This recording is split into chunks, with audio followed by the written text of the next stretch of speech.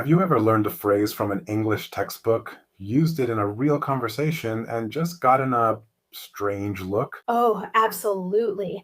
It's that moment where you feel your face get a little warm and you think, did I say something wrong? But you know the grammar was perfect. Exactly. The grammar might be perfect, but the feeling is off. It sounds a little fake. Yes, that's the perfect word for it, fake. Well, if that's ever happened to you, you are in the right place. Welcome to the English Audio Lab, your place for learning clear, confident, and natural English. I'm Trevor. And I'm Alicia. It's so great to have you with us. Today, we're talking about those specific English phrases that just feel fake. We're going to help you spot them and replace them with ones that sound much more natural. That's the goal. And stick around because later in the episode, I'll share a secret tip that will help you learn natural phrases from the world around you, even when you're just watching a movie. Ooh, I'm excited for that. And hey, if you want more lessons like this one to help your English sound more natural, take a moment to click that subscribe button. We'd love to have you in our community. All right, Alicia, let's start with a little story. Can you think of a time when this happened to you? Oh, I have a perfect example. A few years ago, I was at a work conference. I was trying really hard to be professional and make good connections. Networking? Exactly. So I walked up to a woman who was standing alone. She seemed really important. I wanted to make a good impression, so I smiled, held out my hand, and said the phrase I had practiced for my textbook. Okay, let's hear it. Let's do a little role play. You be you, and I'll be the important woman at the conference. Okay, perfect. So I walk up to you and say, hello, how do you do? Oh, I'm doing well, thank you. How are you? See, that's the reaction. A little pause, a bit of confusion. It felt so awkward. Right, and I can tell you why. The phrase, how do you do, is a classic example of textbook English that feels fake in most modern situations. So what's wrong with it? Is it bad grammar? Not at all. The grammar is perfect. The problem is that it's extremely formal and a bit old fashioned. You might hear it in old movies, or perhaps if you were meeting the Queen of England. Okay, definitely not meeting the Queen at a tech conference. Probably not. For everyday conversations, even professional ones, native speakers use much more relaxed greetings. Like what? What should I have said? Great question. A simple, friendly, and professional alternative would be, Hi, I'm Alicia. It's nice to meet you. Oh, that is much simpler. It is. Or if you want to ask how they are, you could say something like, How's your day going? Or just a simple, How are you? And the classic textbook response is, I am fine, thank you. And you? Is that one fake too? It's another one that feels a bit robotic. People usually say, I'm good, thanks. How about you? Or, Doing well, thanks. You. It's faster and more conversational. That makes so much sense. It connects more. Exactly. The goal is connection, not just correct grammar. Okay, let's practice a few natural alternatives. We'll say them slowly first, and we invite you, our listener, to say them out loud with us. I'm ready. Okay, let's start with a friendly, casual one. Repeat after me. How's it going? How's it going? Good. Now a bit more professional. How are you doing? How are you doing? Excellent. And now let's try a natural response. Repeat after me. I'm good, thanks. How about you? I'm good, thanks. How about you? Perfect. Now let's try them at a more natural conversational speed. I'll say hello to you, Alicia. Just respond naturally. Okay, I'm ready. No more awkward conference moments for me. Hey, Alicia, how's it going? Hey, Trevor, I'm doing great, thanks. How about you? See, that felt completely natural. Great job. Okay, are you ready for our second fake phrase? Let's do it. This is actually fun. It's like we're fixing my English. We're not fixing it, just polishing it. This next one is an idiom, and it's a classic that many students learn. The situation is you look out the window and you see very, very heavy rain. What might you say? Oh, I know this one. Wow, it's raining cats and dogs.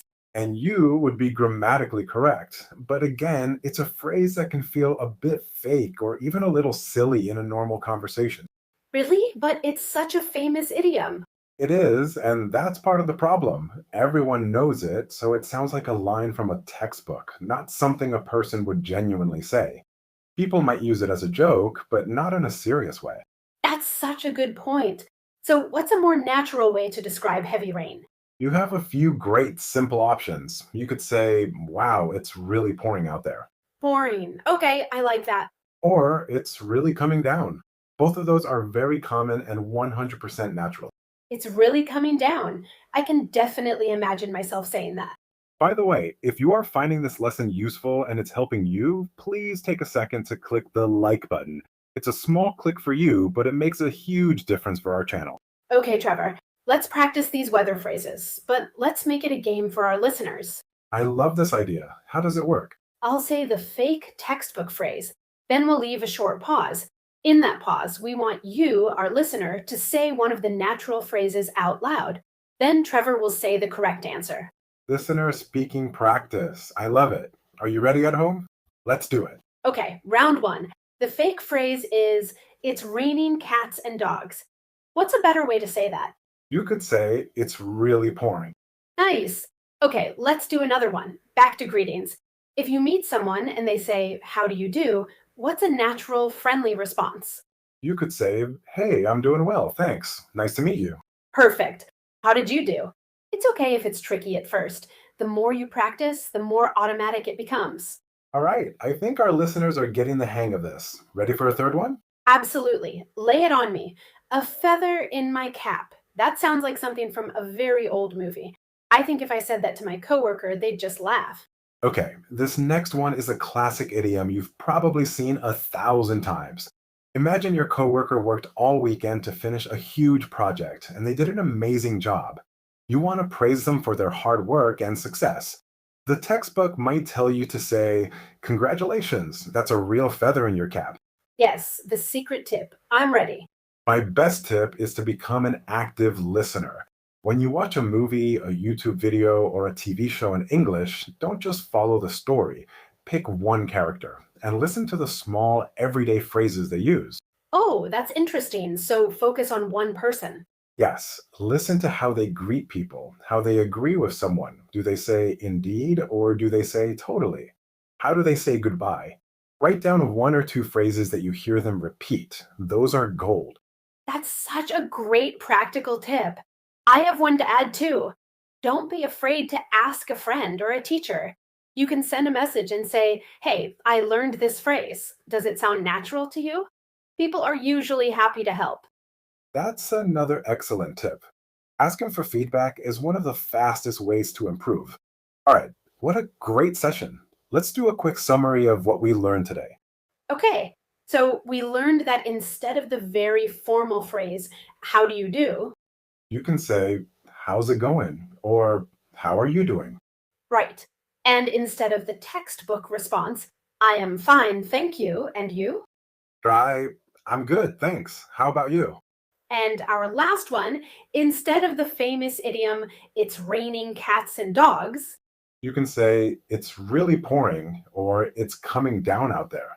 the biggest lesson for me is that natural English is often simpler than textbook English. That is the key takeaway. Don't try to sound impressive, just try to sound like you. The goal is to connect with people. Learning a language is a journey. It has its awkward moments, like my conference story, but that's part of the process. It's okay not to be perfect. It's more than okay. It's normal. Every single native English speaker also had to learn these phrases when they were growing up. Be patient and be kind to yourself. You're doing great work. Thank you for joining us today at the English Audio Lab. We hope this lesson helped you feel a little more confident. If you enjoyed our time together, please subscribe to the channel so you don't miss our next lesson. We can't wait to see you again. Keep practicing and talk to you soon.